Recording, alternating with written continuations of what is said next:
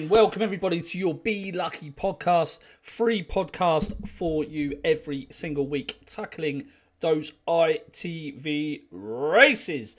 It's a bit of a drop this week, I think, from last. Market RASEN's on. There's 9 races on. The Yorkshire Oaks is on. It's got a 1 to 4 on Fav. Market RASEN, summer jumping's on. Not for everybody, particularly at this time of year. I find that insane. But there's some good action at Newbury. We might be able to eke out 1 or 2 winners. But I'm not expecting to have a whole host of selections for members this week. I am expecting to tread lightly, tread carefully. We've got Goodwood coming up at the end of the month, which is really exciting. But I think it's a weekend where punters should just tread a little bit carefully. But without further ado, let's kick straight on. We're going to start in the 150 at Newbury in the Steventon Stakes. It's a listed race over 10 furlongs. A trappy little heat. Nth Jar heads the market at 11 to 4. These are the best prices I'm giving you. Okeechobee 4 to 1. Ancient Wisdom 9 to 2. Rashabar 9 to 2. Bolster 20 to 1. Certain Lad 20 to 1. Royal Dubai 20 to 1. I've missed out Maidan because I had him crossed off my list because I didn't think he was going to run. Maidan is 10 to 1. Very, very tricky race. Nth Jar, there's a lot of people that are going to tout Nth Jar up for this race. I can see it now.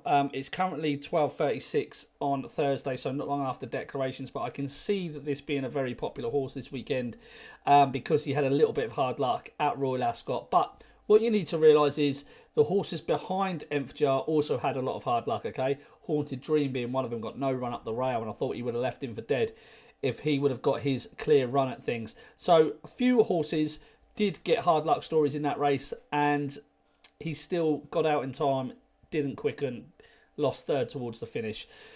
I don't know about him, to be honest with you. It said that he wanted slow ground. We're currently good to firm at Newbury on Saturday.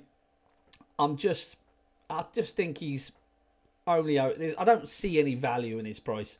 Okeechobee, for me, is the horse that has plenty going for him, really. He's a half-brother to Logician.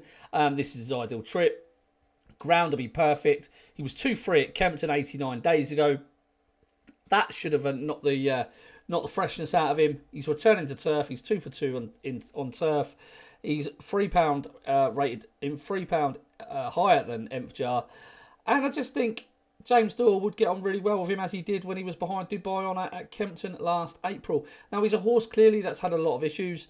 And, you know, do you trust him having been off 89 days since that reappearance at Kempton? I don't know. But I do think he's a classy horse, a classy operator. And I do think he could have the better of some of these. Ancient Wisdom has been said to need slow ground. Quick ground for him with his big old knee action is not going to suit. He's recently been gelded also. Rashabar, I'm not entirely convinced why they're going up to 10 furlongs. I think he's the type of horse that you either need to just go right mile 6 with him, but you can't really say he's trained on in his 3 starts this year, and he didn't look like the strongest start over a mile the last twice, albeit in Group 1 company. Dropping grade could do him a world of good, but I'm still not convinced about his stamina. Maidan is a very interesting and tricky horse. Didn't really have any excuses at Ascot. I know he tried to come from well off the pace, but I do just believe he is a horse that should be safe for Goodwood. I'm not sure why they're running him in here. He loves Goodwood, and I think he'll be seen to best effect there. He could play a hand because he's pretty straightforward. He's going to run his race. He's the type that you would be happy to back each way. It's the dead 8 in this race, and he'll probably be in the first 3. Bolster doesn't stay. Certain Lad wants it softer. He's been pulled out multiple times on good to firm. And Royal Dubai is just not convincing with that finishing effort. He's now with Owen Burrows. He's putting into the outside of the field. I just think he's been stuck between a rock and a hard place for such a long time. Marco Botti never really did anything with him. I mean, he could have plotted him to bring him down the handicap for something, but he didn't. He's just running him in listed races, and he's just not really seeing out the mile, let alone the 10 furlongs. And it doesn't look like he's being outpaced at the finish either. It looks like he's genuinely not seeing it out. Maybe there's a wind issue there. I'm not entirely sure. But Owen Barrows will certainly find out. First run for the yard. I'm sure this will be a fact-finding mission for them. So Okeechobee for me in the first race at Newbury. I'm going to stick with Newbury and then we'll go to Market RASEN. The 225 at Newbury got a really strong fancy in this race. Members were given this horse at 5 to 1 during the week for a 3-point anti-post bet after being told that he was certainly going to run, and that horse is heading the market now. Best price 2-1. Wild Waves for Andrew Bolden. James Doyle gets on board. Carl of Locash is second fav, 11-2. Contacto for the Bolden Yard, 6-1. Wonder Legend, who carries top weight in here, has got to give £9 to Wild Waves, 7-1. Artistic Start, 9-1. Almu Hit, recent winner at Newbury, 14-1. Scottish Anthem, 25-1. Tides of War, 25-1. Again, the dead 8 runners, fast ground. I think Wild Waves is working himself right back into form. I thought it was a brilliant run at Ascot. He was given too much to do at the rear of the field over a trip that stretched his stamina, 2 mile 5. Coming back to 2 miles is certainly going to suit him. He was obviously well fancied on his seasonal return to win at Musselburgh in the Queen's Cup. Off a mark of 100.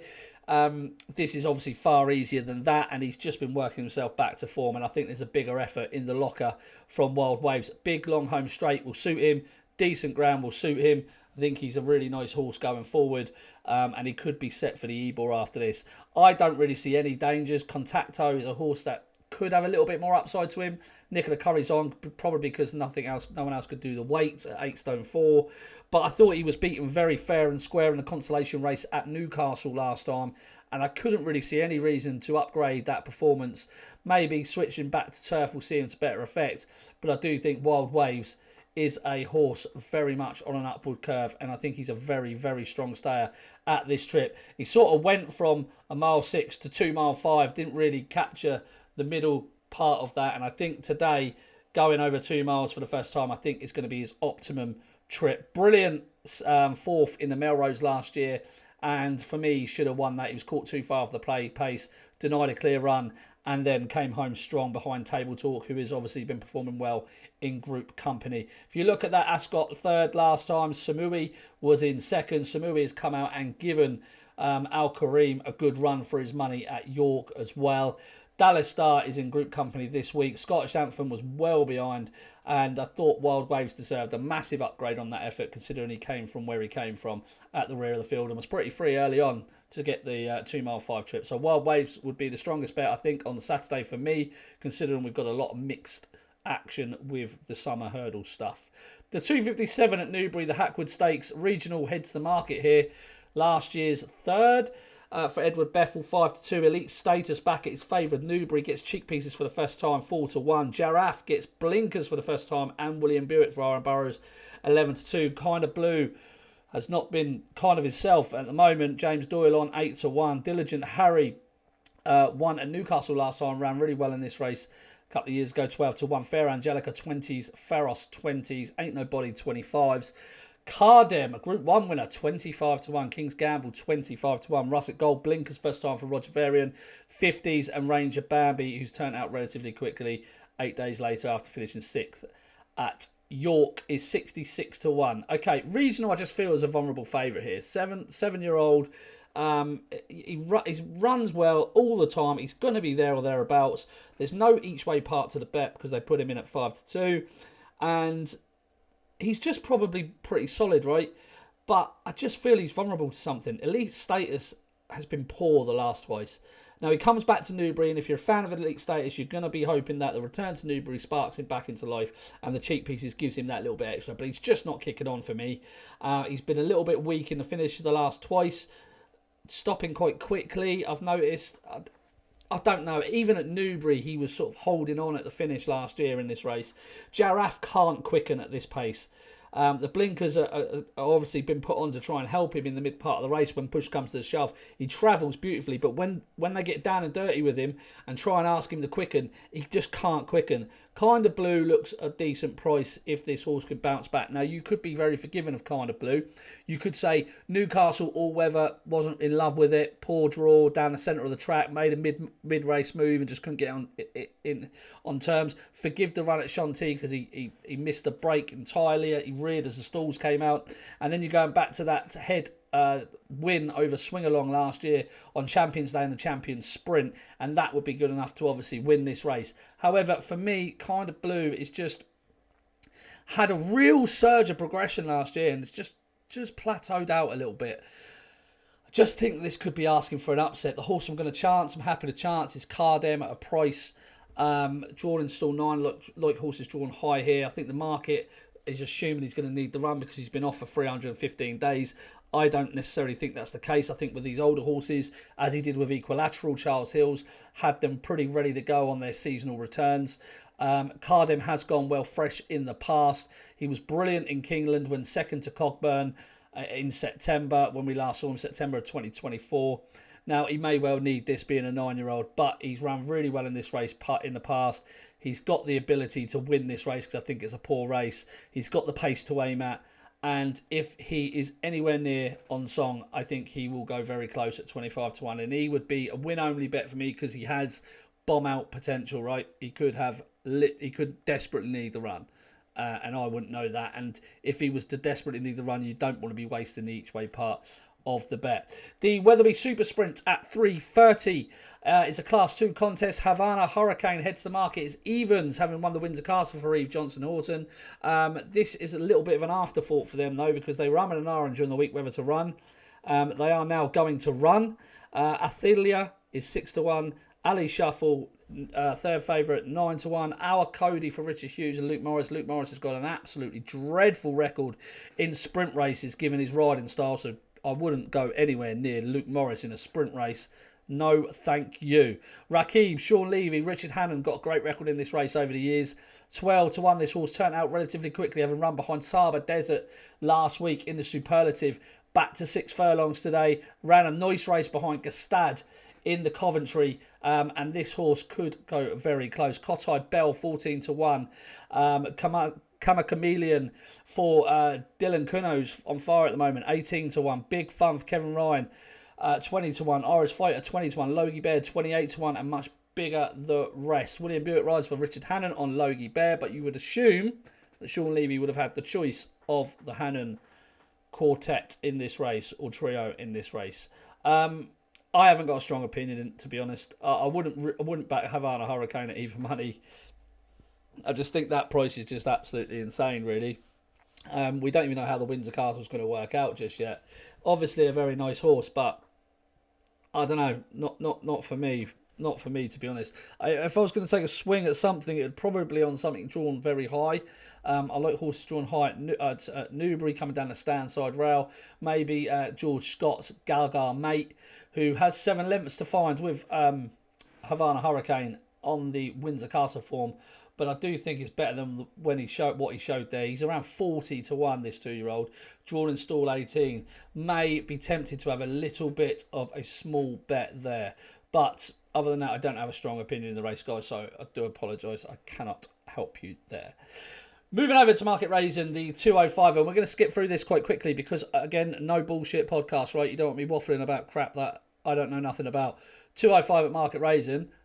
Although it's Class 3, 0-8, 135, I'm not interested one bit. Highest rated horse in here is 127, deployed a spy. The lowest rated horse in here is 108, and you're telling me it's a Class 3. No, thank you, dear. Moving on to the 240, the Summer Handicap Hurdle, a race I do like, actually, of the races on ITV. And I like a horse called Moonshine. I've been with this horse for quite some time. I think he's a highly progressive horse. And I don't know why they ran him in a maiden on the flat at Goodwood last time. It's annoying when they do that because he had absolutely bolted up in May at Hexham, coming from well off the gallop when he had absolutely no right to him, really powered away. I think this is an improving 7-year-old who's got plenty of scope in his mark of 132. He's the horse I would be siding with in here, although you have to recognise that he is probably going to be ridden with some restraint, and it can be pretty difficult to come from off the gallop at Market Raising. But at 12 to 1, best price, I think I'd be happy to take a chance. Sort of anywhere between 8s and 12s, I'd be very happy with Moonchime. I actually expected him to be put in as favourite for this race, and he's not been. Moving on to the 312, the Market Raising, the Summer Plate Handicap Chase. Sure Touch is in at Fav 4 to 1 for Ollie Murphy. Cheek Pieces first time. Bally Sachs Hank, who for Gavin Cromwell has been the favourite long term for this. They've booked Harry Cobden for the ride, 6 to 1. Cortland, who goes well here, 13 to 2.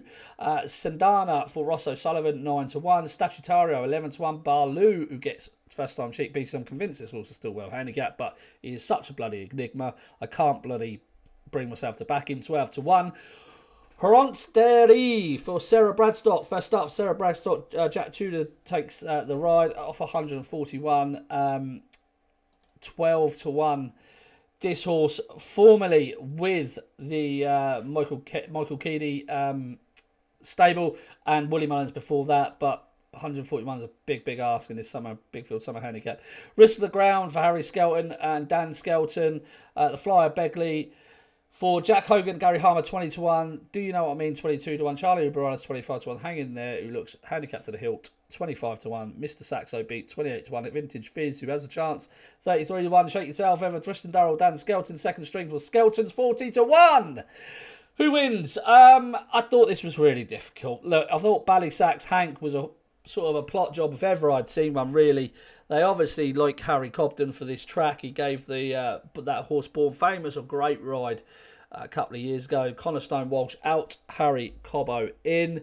It's got a good chase record. The horse doesn't really do a lot when it gets to the front. That's the only issue. But in this sort of race, as Harry did on Born Famous, you can imagine him creeping through and then playing the hand very late after the last. And if Cobden can do that, I think this horse will win. I think Ballysax Hank will win.